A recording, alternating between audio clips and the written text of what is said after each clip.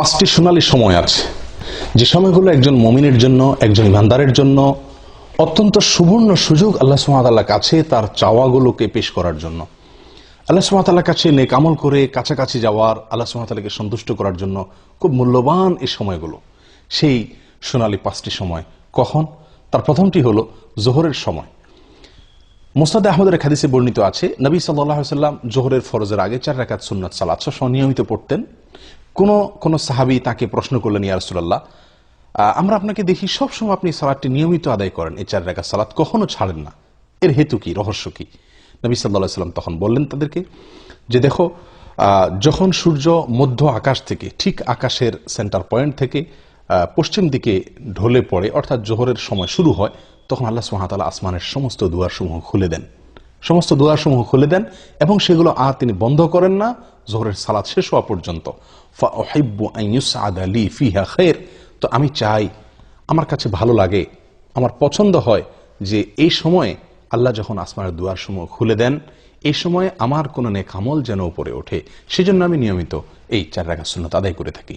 প্রিয় সম্মানিত ভাই বোনেরা, এখান থেকে আমরা জানতে পারলাম যে আল্লাহ সুবহানাহু ওয়া তাআলা আসমানের দরজাসমূহ, দুয়ারসমূহ খুলে দেন, যে সেই সোনালী সময়গুলোর ভিতরে একটি হলো এই জোহরের সময়টুকু, অর্থাৎ জোহরের ওয়াক্ত শুরু হওয়ার পর থেকে নিয়ে জোহরের সালাত শেষ হওয়া পর্যন্ত এই সময়টুকুতে আল্লাহ সুবহানাহু ওয়া তাআলা আসমানের দুয়ারসমূহ খুলে দেন। এবং এর পাশাপাশি আমরা নিয়মিত হয়তো অনেকেই আলহামদুলিল্লাহ জোহরের রাতের এই সুন্নাত সালাত আদায় করি, কিন্তু হয়তো কয়জন লক্ষ্যই করি না আমরা যে এই সময়টুকু আসমান এর দরজাসমূহ আল্লাহ সুবহানাহু ওয়া তাআলা খুলে দেন। সেই কথা মাথায় রেখে যদি আমরা সালাত আদায় করি, এবং নবী সাল্লাল্লাহু আলাইহি সাল্লামের প্রিয় ছিল যে এই সময় কোনো নেক আমল যেন উপরে ওঠে, আর সেদিকে তাকায় যদি আমরা ওই 4 রাকাত সুন্নাত আদায় করি, নিঃসন্দেহে সেখানে ভিন্ন রকমের স্বাদ, ভিন্ন রকমের মাত্রা আমরা অনুভব করতে থাকবো। এগুলো এক সময় জোহরের সময় আল্লাহ সুবহানাহু ওয়া তাআলা আসমানের দুয়ারসমূহ খুলে দেন, যেটি মুসনাদে আহমদের হাদিসে বর্ণিত হয়েছে বিশুদ্ধ সূত্রে। নাম্বার 2, আযানের পরে, আযানের পরের যে সময়টুকু, আযানের পরপর কিছু সময়, এই সময়ও আল্লাহ সুবহানাহু ওয়া তাআলা আসমানের দুয়ারসমূহ খুলে দেন। নবী সাল্লাল্লাহু আলাইহি সাল্লাম থেকে বর্ণিত হয়েছে সহিহ তারগীব ওয়া তারহিবের ভিতরে এর হাদিস, তিনি ইরশাদ করেছেন, ইযা নুদিয়া বিস-সালাহ, যখন সালাতের জন্য আহ্বান করা হয়, আযান দেওয়া হয়, ফুতিহাত আবওয়াবুস সামা ওয়াস্তুজিবাদ দুআ, তখন আসমানের দুয়ারসমূহ খুলে দেওয়া হয় এবং বান্দার দোয়া কবুল করা হয়। দোয়ার নির্দিষ্ট কোনো পদ্ধতি, ধরা বাঁধা কোনো সিস্টেম এখানে বর্ণিত নাই, বরং মনের যে কোনো চাওয়াকে মনে মনে আল্লাহ সুবহানাহু ওয়া তাআলার কাছে পেশ করার জন্য মূল্যবান একটি সময় হলো এটি, অর্থাৎ আযানের পরবর্তী সময়টুকু। এটিও সোনালী 5টি সময়ের দ্বিতীয় এবং গুরুত্বপূর্ণ একটি সময়, আযানের পরবর্তী সময়টুকু। 3 নম্বর যে সময়টি সোনালী 5টি সময়ের ভিতরে, সেটি হলো এক সালাতের পরে অপর সালাতের জন্য যখন মানুষ অপেক্ষা করে, এই সময়টুকু, এটিও খুব গুরুত্বপূর্ণ একটি সময়। সূরা ইবনে মাজাহ হাদিসে বর্ণিত হয়ে আসছে, নবী সাল্লাল্লাহু আলাইহি সাল্লাম বলেন, আবশিরু আবশিরু হাযা রাব্বুকুম, তোমরা সুসংবাদ গ্রহণ করো, এই যে তোমাদের রব কদ ফাতাহা বাবা মিন আবওয়াবিস সামা, আসমানের দুয়ারসমূহের মধ্যে থেকে একটি দরজা তিনি খুলে দিয়েছেন, এবং ইউবাহি বিকুমুল মালাইকা, তোমাদের নিয়ে ফেরেশতাদের সঙ্গে তিনি গর্ব করছেন, বলছেন যে দেখো, আমার বান্দারা আমার নির্ধারিত ফরজ সালাত আদায় করার পরে অন্য ফরজের জন্য তারা অপেক্ষা করছে। প্রিয় বন্ধু, তাহলে এক ফরজ আদায়ের পরে অন্য ফরজের জন্য যখন মানুষ অপেক্ষা থাকে, ওই সময় আল্লাহ সুবহানাহু ওয়া তাআলা আসমানের দুয়ার খুলে দেন। এটিও সোনালী সময়সমূহের মধ্যে থেকে একটি। নাম্বার 4, ভোর রাত বা রাতের শেষ প্রহর, এটি অত্যন্ত মূল্যবান সমূহের মধ্যে থেকে একটি। আল্লাহর কাছে বান্দার আরজি পেশ করার, আল্লাহর কাছে বান্দার চাওয়াগুলোকে উপস্থাপন করার, দোয়া করার অত্যন্ত মূল্যবান সময়, বলা যায় সবচেয়ে সেরা এবং শ্রেষ্ঠ সময়।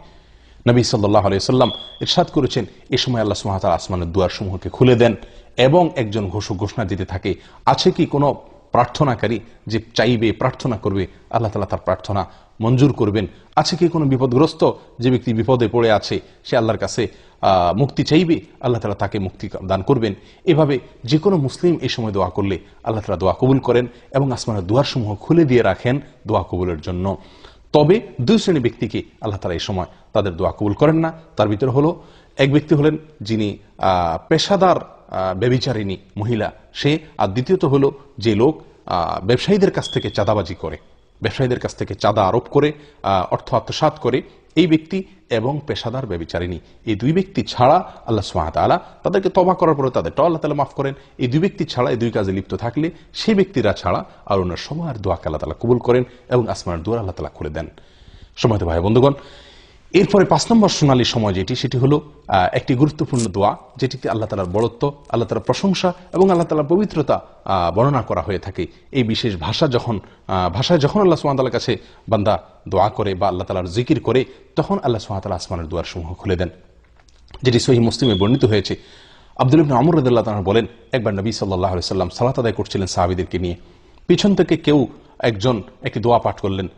দোয়াটি হলো এই: আল্লাহু আকবার কবীরা ওয়ালহামদুলিল্লাহি কাসীরা ওয়া সুবহানাল্লাহি বুকরাতাও ওয়া আসীলা। আল্লাহু আকবার কবীরা ওয়ালহামদুলিল্লাহি কাসীরা ওয়া সুবহানাল্লাহি বুকরাতাও ওয়া আসীলা। নবী সাল্লাল্লাহু আলাইহি ওয়াসাল্লাম সালাতের শেষে জিজ্ঞাসা করলেন, মানিল কায়েল, কোন ব্যক্তি এই দোয়াটি পাঠ করলেন? তখন যিনি পাঠ করেছিলেন তিনি বললেন, ইয়া রাসূলুল্লাহ, আমি পাঠ করেছি। নবী সাল্লাল্লাহু আলাইহি ওয়াসাল্লাম তখন বললেন, আমি আশ্চর্যান্বিত হয়ে গেছি, তোমার এই দোয়া পাঠের পর আল্লাহ সুবহানাহু ওয়া তাআলার পক্ষ থেকে আসমানের সমস্ত দুয়ার সমূহ খুলে দেওয়া হয়েছে, এটাকে অভ্যর্থনা জানানোর জন্য, এটাকে ইস্তেকবাল করার জন্য। তখন আব্দুল্লাহ ইবনে আমর রাদিয়াল্লাহু তাআলা বলেন যে এরপর থেকে আমি আর কখনো এই দোয়া পাঠ ছাড়িনি। সলাতের বাইরে সবসময় দোয়া পাঠ করা যায়। আল্লাহু আকবার কবীরা ওয়ালহামদুলিল্লাহি কাসীরা ওয়া সুবহানাল্লাহি বুকরাতাও ওয়া আসীলা।